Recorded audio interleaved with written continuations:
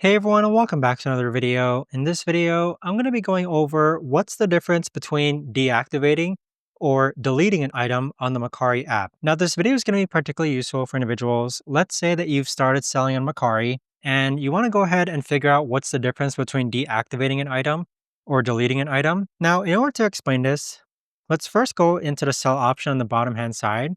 Then click on an item that you want to go ahead and deactivate or delete, and then click on the three dots on the upper right hand corner. So what essentially this is that deactivating an item pauses it, basically hides it from buyers so that you can keep all the details and relist it later, let's say if you get more in stock. Deleting an item will permanently delete it from Mercari. And so with this, let's say that we have this item here and we recently just sold it, but we want to keep the same listing details in case I decide to sell it again.